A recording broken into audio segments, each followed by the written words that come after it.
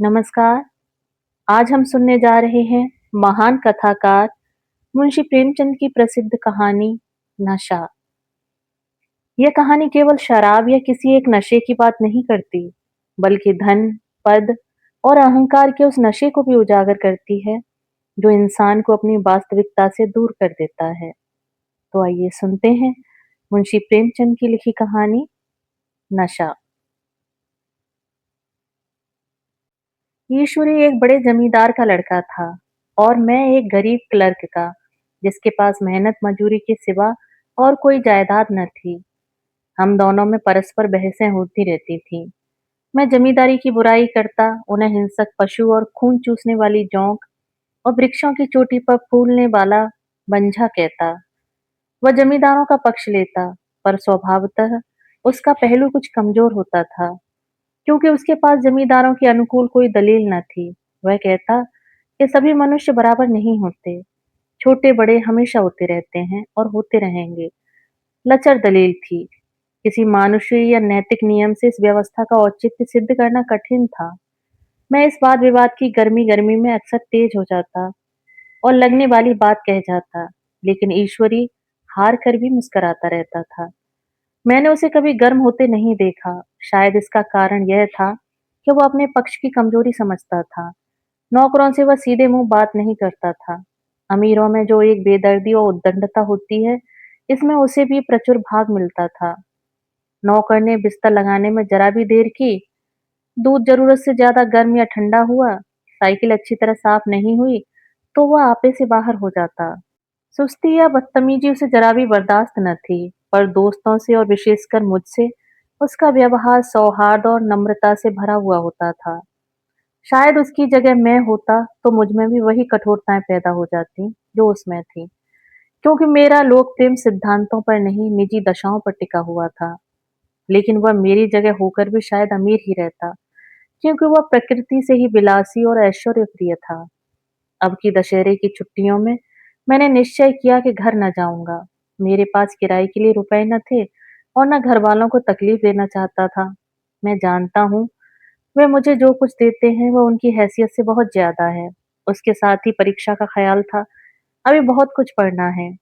Boarding house में भूत की तरह अकेले पड़े रहने को भी जी नहीं चाहता था। इसलिए जब ईश्वरी ने मुझे अपने घर का नेवता दिया, तो मैं बिना आग्रह के राजी हो गया। ईश्वरी के साथ परीक्षा की तैयारी खूब हो जाएगी। वो अमीर होकर भी मेहनती और ज़हीन है। उसने इसके साथ ही कहा, लेकिन भाई, एक बात का ख्याल रखना, वहां अगर जमींदारों की निंदा की तो मामला बिगड़ जाएगा और मेरे घर वालों को बुरा लगेगा। वह लोग तो आसामियों पर इसी दावे से शासन करते हैं कि ईश्वर ने आसामियों को उनकी सेवा के लिए ही तो पैदा किया है। आसामी भी यही समझता है। अगर उसे सुझाव दिया जाए कि जमींदार और आसामी में कोई मौलिक भेद नहीं है, तो जमींदारी का कहीं पता न लगे। मैंने कहा, तो तुम क्या समझते हो कि मैं वहां जाकर कुछ और हो जाऊंगा? हाँ, मैं तो यही समझता हूँ। तुम गलत समझते हो। ईश्वरी ने इसका कोई जवाब न दिया। कदाचित उसने इस मामले को मेरे विवेक पर छोड़ दिया और बहुत अच्छा किया। अगर वो अपनी बात पर अड़ता तो मैं भी जिद पकड़ लेता। सेकंड क्लास तो क्या, मैंने कभी इंटर क्लास में भी सफर न किया था। अब की सेकंड क्लास में सफर का सौभाग्य प्राप्त हुआ। गाड़ी तो 9 बजे रात को आती थी, पर यात्रा के हर्ष में हम शाम को स्टेशन जा पहुंचे। कुछ देर इधर उधर सैर करने के बाद रिफ्रेशमेंट रूम में जाकर हम लोगों ने भोजन किया। मेरी वेशभूषा और रंग ढंग से पारखी खानसामा को ये पहचानने में देर न लगी कि मालिक कौन है और पिछलग्गू कौन। लेकिन न जाने क्यों मुझे उनकी गुस्ताखी बुरी लग रही थी। पैसे ईश्वरी की जेब से गए। शायद मेरे पिता को जो वेतन मिलता है उससे ज्यादा इन खानसामा को इनाम इकराम में मिल जाता हो। एक अठन्नी तो चलते समय ईश्वरी ने ही दे दी थी। फिर भी मैं उन सबों से उसी तत्परता और विनय की अपेक्षा करता था, जिससे वे ईश्वरी की सेवा कर रहे थे। ईश्वरी के हुक्म पर सबके सब दौड़ते हैं, लेकिन मैं कोई चीज मांगता हूँ तो उतना उत्साह नहीं दिखाते। मुझे भोजन में कुछ स्वाद न मिला। यह भेद मेरे ध्यान को संपूर्ण रूप से अपनी ओर खींचे हुए था। गाड़ी आई, हम दोनों सवार हुए। खान सामो ने ईश्वरी को सलाम किया, मेरी ओर देखा भी नहीं। ईश्वरी ने कहा, कितने तमीजदार हैं ये सब। एक हमारे नौकर हैं कि कोई काम करने का ढंग नहीं। मैंने खट्टे मन से कहा, इसी तरह अगर तुम अपने नौकरों को भी 8 आने रोज इनाम दिया करो, तो शायद इनसे ज़्यादा तमीज़दार हो जाएँ। तो क्या तुम समझते हो ये सब केवल इनाम के लालच में इतना अदब करते हैं? जी नहीं, कदापि नहीं। तमीज़ और अदब तो इनके रक्त में मिल गया है। गाड़ी चली, डाक थी, प्रयाग से चली तो प्रतापगढ़ जाकर रुकी। एक आदमी ने हमारा कमरा खोला। मैं तुरंत चिल्ला उठा, दूसरा दर्जा है, सेकंड क्लास है।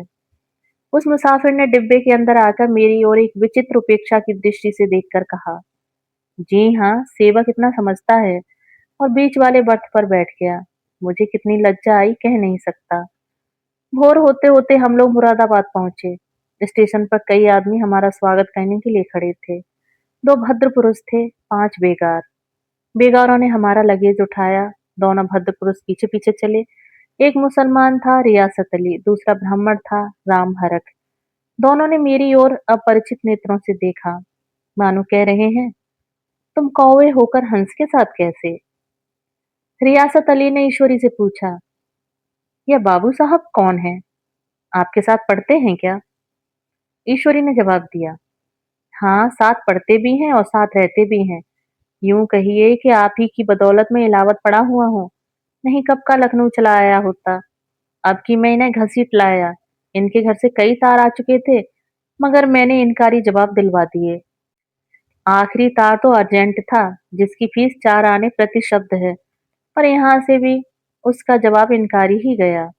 दोनों सज्जनों ने मेरी ओर चकित नेत्रों से देखा। आतंकित हो जाने की चेष्टा करते जान पड़े। रियासत अली ने अर्धशंका के स्वर में कहा, लेकिन आप बड़े सादे लिबास में रहते हैं। ईश्वरी ने शंका निवारण की, महात्मा गांधी के भक्त हैं साहब। खद्दर के सिवा कुछ पहनते ही नहीं। पुराने सारे कपड़े जला डाले। यूं कहो कि राजा हैं। 2.5 लाख सालाना की रियासत है। पर आपकी सूरत देखो तो मालूम होता है अभी अनाथालय से पकड़ कर आए हैं। राम हरख बोले, अमीरों का ऐसा स्वभाव बहुत कम देखने में आता है। कोई भांप ही नहीं सकता। रियासत अली ने समर्थन किया, आपने महाराजा चांगली को देखा होता तो दांतों तले उंगली दबाते।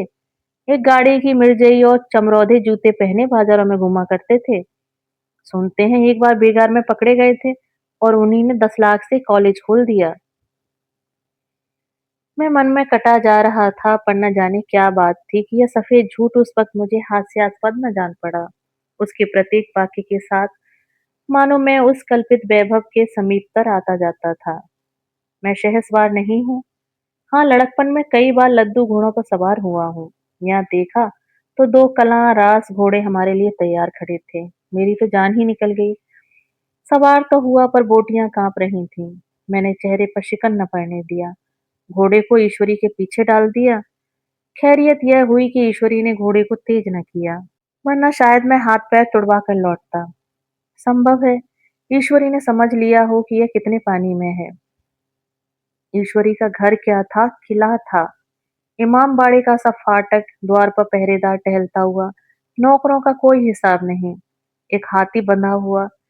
ईश्वरी ने अपने पिता, चाचा, ताऊ आदि सबसे मेरा परिचय कराया, और उसी अतिशयोक्ति के साथ ऐसी हवा बांधी कि कुछ न पूछिए। नौकर चाकर ही नहीं, घर के लोग भी मेरा सम्मान करने लगे। देहात के जमींदार, लाखों का मुनाफा, मगर पुलिस कांस्टेबल को अफसर समझने वाले। कई महाशय तो मुझे हुजूर हुजूर कहने लगे। जब जरा एकांत हुआ तो मैंने ईश्वरी से कहा, तुम बड़े शैतान हो यार, मेरी मिट्टी क्यों पलीत कर रहे हो? ईश्वरी ने दृढ़ मुस्कान के साथ कहा, इन गधों के सामने यही चाल जरूरी थी, वरना सीधे मुंह बोलते भी नहीं। जरा देर के बाद नाई हमारे पांव दबाने आया। कुंवर लोग स्टेशन से आए हैं, थक गए होंगे। ईश्वरी ने मेरी ओर इशारा करके कहा, पहले कुंवर साहब के पांव दबा। मैं चारपाई पर लेटा हुआ था। मेरे जीवन में ऐसा शायद ही कभी हुआ हो कि किसी ने मेरे पांव दबाए हों। मैं इसे अमीरों के चोचले, रईसों का गधापन और बड़े आदमियों की मुठमर्दी और जाने क्या क्या कहकर ईश्वरी का परिहास किया करता, और आज मैं पोतड़ों का रईस बनने का स्वांग भर रहा था। इतने में 10 बज गए। पुरानी सभ्यता के लोग थे। नई रोशनी अभी केवल पहाड़ की चोटी तक पहुंच पाई थी। अंदर से भोजन का बुलावा आया। हम स्नान करने चले।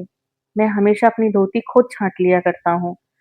मगर यहाँ मैंने ईश्वर की ही भांति अपनी धोती भी छोड़ दी। अपने हाथों अपनी धोती छाँटते शर्म आ रही थी। अंदर भोजन करने चले। हॉस्टल में जूते पहने मेज पर जा डटते थे। यहाँ पाँव धोना आवश्यक था। कहार पानी लिए खड़ा था। ईश्वरी ने पाँव बढ़ा दिए। कहार ने उसके पाँव धोए। मैंने भी पाँव बढ़ा दिए। कहार ने मेरे पाँव भी धोए। मेरा वह विचार न जाने कहाँ चला गया था। सोचा था वहां देहात में एकाग्र होकर खूब पढ़ेंगे, पर यहाँ सारा दिन सैर सपाटे में कट जाता था। कहीं नदी में बजरे पर सैर कर रहे हैं, कहीं मछलियों या चिड़ियों का शिकार खेल रहे हैं, कहीं पहलवानों की कुश्ती देख रहे हैं, कहीं शतरंज पर जमे हैं। ईश्वरी खूब अंडे मंगवाता और कमरे में स्टोव पर आमलेट बनते। नौकरों का एक जत्था हमेशा घेरे रहता। अपने हाथ पांव हिलाने की जरूरत नहीं, केवल जबान हिला देना काफी है। नहाने बैठो तो आदमी नहलाने को हाजिर, लेटो तो आदमी पंखे झलने को हाजिर। मैं महात्मा गांधी का कुंवर चेला मशहूर था।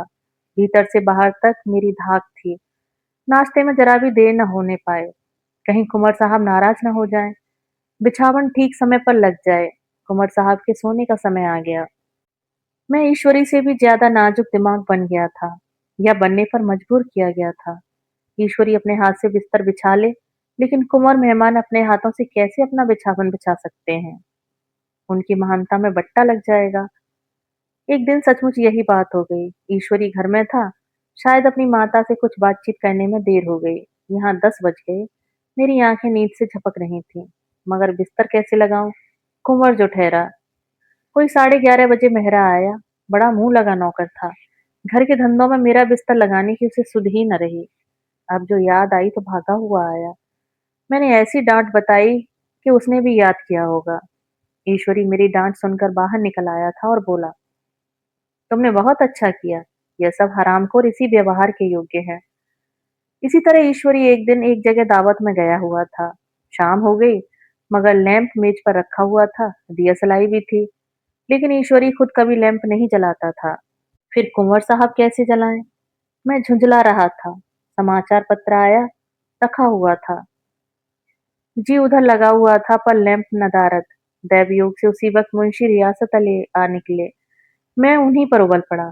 ऐसी फटकार बताई कि बेचारा उल्लू हो गया। तुम लोगों को इतनी फिक्र भी नहीं कि लैंप तो जलवा दो?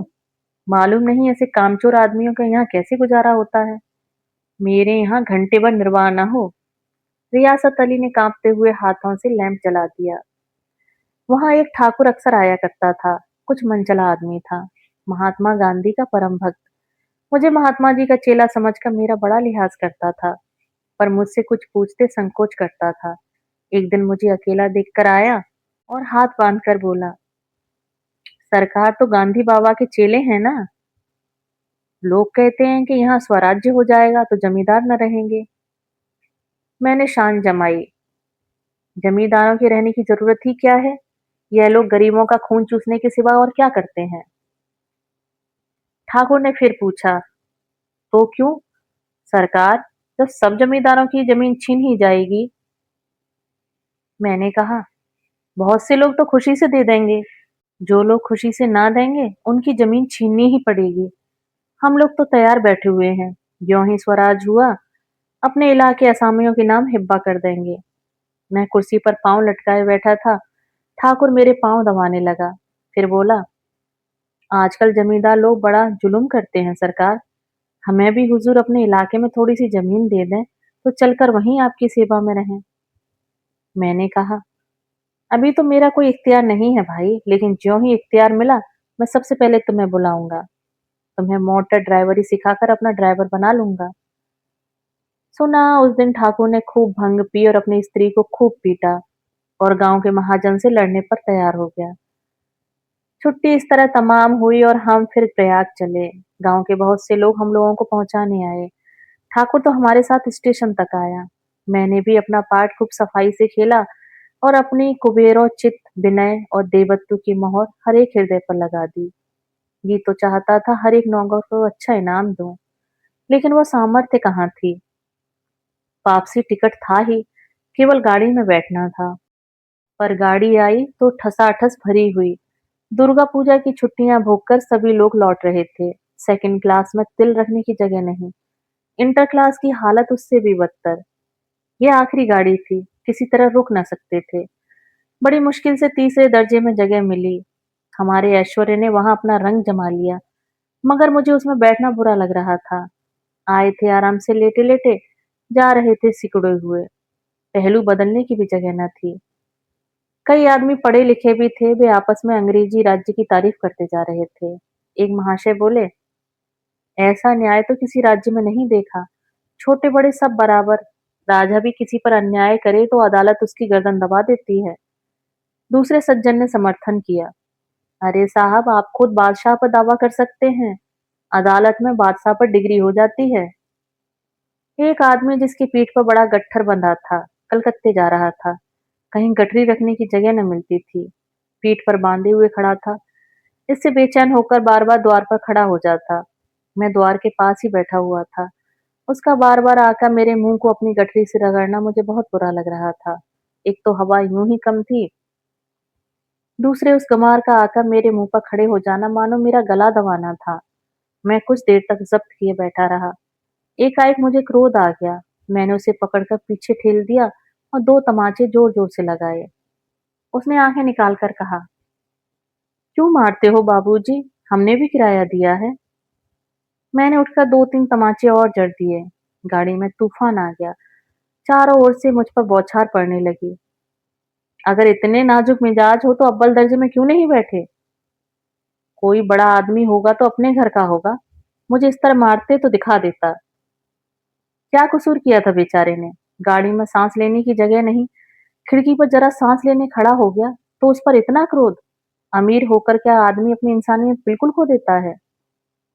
यह भी अंग्रेजी राज है जिसका आप बखान कर रहे थे। एक ग्रामीण बोला, दफ्तरन माँ घुसन तो पावत नहीं, उस पर इतना मिजाज। ईश्वरी ने अंग्रेजी में कहा, what an idiot you are Veer. और मेरा नशा अब कुछ कुछ उतरता हुआ मालूम होता था। दोस्तों, अभी आप सुन रहे थे मुंशी प्रेमचंद की लिखी कहानी नशा। कहानी सुनने के लिए धन्यवाद।